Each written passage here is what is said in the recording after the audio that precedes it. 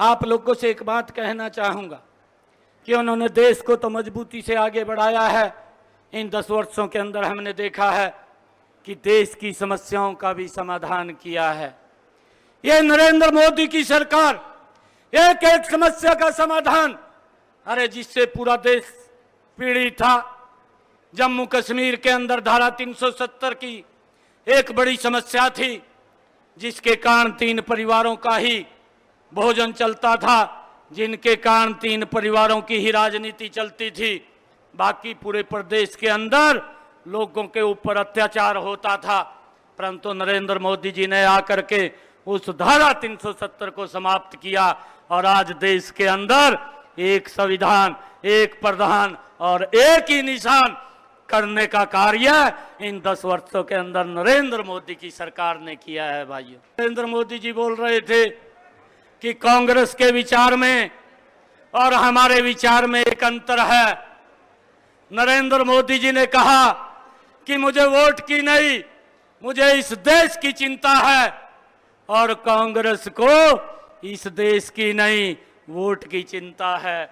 ये अंतर ये उनके विचार में है और हमारे विचार के अंदर है। हमारे लिए देश प्रथम है।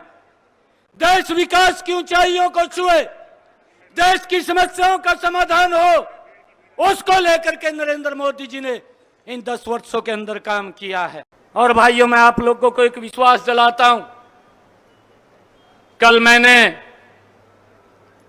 यूएलबी के अधिकारियों को बुलाया था। मैंने उनको सचेत किया है।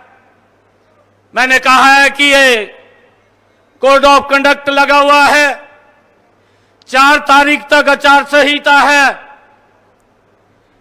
जो भी मनोहर लाल जी ने योजना बनाई है, उस योजना को दुरुस्त करके धरातल के ऊपर उतार दें, नहीं तो 4 तारीख के बाद फिर पूछने का समय नहीं रहेगा। ये स्पष्ट रूप से ये संकेत दिया है।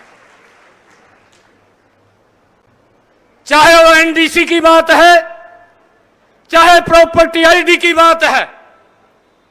अरे मनोहर लाल जी ने मेहनत करके लोगों के हित के लिए योजना बनाई, और उस योजना के अंदर कहीं कमी है तो उसको 4 तारीख से पहले उसको दुरुस्त करके लोगों को लाइन में ना लगना पड़े, लोगों को कहीं भी प्रतीक्षा ना करनी पड़े।